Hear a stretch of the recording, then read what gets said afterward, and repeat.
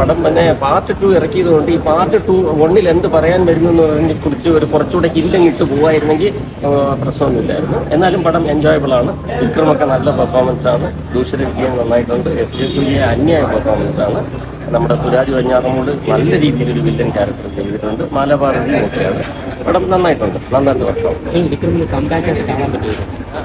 Comeback എന്ന് പറയാൻ എന്നെ സംബന്ധിച്ചിടത്തോളം വിക്രം പോയിട്ടില്ല ഇവിടെ. അപ്പം ഉണ്ട്, പുള്ളി ഇവിടെ ഉണ്ട്. ചില പടങ്ങൾ കറക്റ്റ് സെലക്ഷൻ നന്നായിട്ട് ആവാത്തായിരിക്കും. പക്ഷേ ഇത് നമ്മുടെ ഷിബുവിന്റെ പടമാണ്. നന്നായിട്ടുണ്ട് പടം. നന്നായിട്ട് നല്ല അഭിപ്രായം.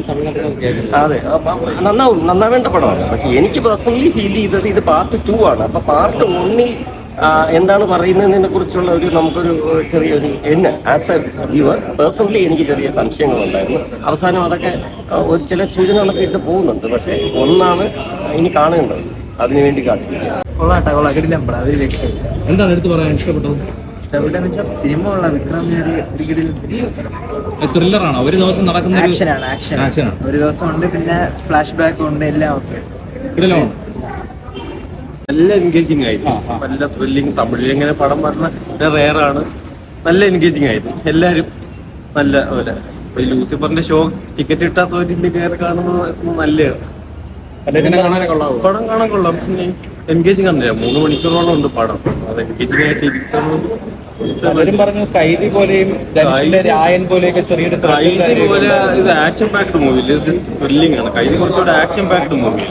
ഇത് കുറച്ച് ത്രില്ലിംഗ് മൂവിയാണ്. ജി.വി. പ്രകാശ് കുമാറിന്റെ മ്യൂസിക് അവിടെ മേളുണ്ട് പടത്തിന്റെ. നല്ല ഡയറക്ടർ നന്നായിട്ട് കൊടുത്തിട്ടുണ്ട്. നല്ല റൈറ്റിംഗ് ആണ്. പിന്നെ വിക്രമിന്റെ ഫുൾ പെർഫോമൻസ് നമ്മൾ കാണാൻ പറ്റും പടം.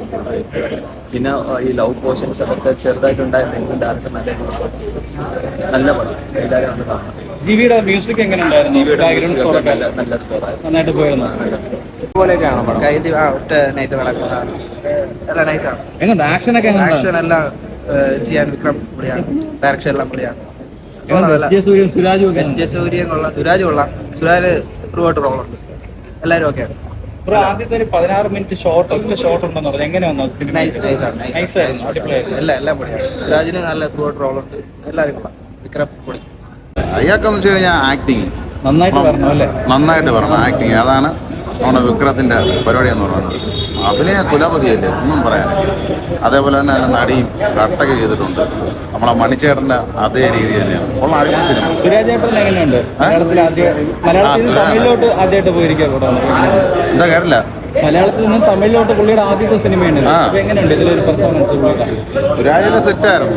അടിപൊളിയാണ്. സുരാജ് അടിപൊളി അഭിനയമായിരുന്നു. പക്ഷെ നമ്മളെ മണിച്ചേട്ടനായിരുന്നെങ്കിൽ ഇതിനെങ്ങാണ്ടി ഗംഭീരമായിട്ട് കിട്ടിയത്. പക്ഷെ അപ്പോൾ നഷ്ടപ്പെട്ടു പോയതിനുള്ള ഭയങ്കര വിഷമമാണ്. എന്നാലും ഇപ്പോഴും നമ്മുടെ മനസ്സിൽ മരിക്കാതെ ജീവിക്കുന്ന നമ്മുടെ മണിച്ചേട്ടൻ. അതുകൊണ്ട് സുരാജേട്ടനൊക്കെ അതേ കണ്ട് തന്നെയാണ് വന്നത്. എന്നാലും സുരാജേട്ടൻ ഇപ്പോൾ അഭിനയത്തിൽ തന്നെ ഭയങ്കരമായിട്ട് സെറ്റായിട്ട് നിൽക്കണം. ഇപ്പോൾ മലയാളത്തിലെ അതുപോലെ തന്നെ തമിഴിലും അടിപൊളിയായിട്ട് ആയിക്കൊണ്ടിരിക്കുകയാണ്. അവിടെ ഉള്ളൊരു ഏറ്റെടുക്കും സുരാജേട്ടനാണ്. തീർച്ചയായും. കാര്യം അങ്ങനത്തെ ഒരു ക്യാരക്ടറാണ് ചെയ്തിരിക്കുന്നത്. പിന്നെ ഉറപ്പായിട്ടും നല്ല മൂവിയായിരുന്നു കേട്ടോ. സോങ്സും ഫൈറ്റൊക്കെ എങ്ങനെയുണ്ട് സിനിമയിൽ? ഫൈറ്റൊന്നും പറയണ്ട. കാര്യം വെച്ച് കഴിഞ്ഞാൽ ഫൈറ്റ് എന്ന് വെച്ചാൽ നമ്മൾ ഭയങ്കര ഹൈപ്പേറിയ ഫൈറ്റ് അല്ല. നായകൻ ഇടി വാങ്ങിക്കുകയും ചെയ്യും. ഇടി അങ്ങോട്ട് കൊടുക്കാനാണ് കാര്യം. നായകന് 5 കിട്ടിക്കഴിഞ്ഞാൽ നായകൻ ഒരെണ്ണം അങ്ങോട്ട് കൊടുക്കുള്ളൂ. അങ്ങനത്തെ ഫൈറ്റും കാര്യം. അതാണ് വിക്രം എന്ന് പറയുന്നത്. സൂപ്പറായിരുന്നു കേട്ടോ.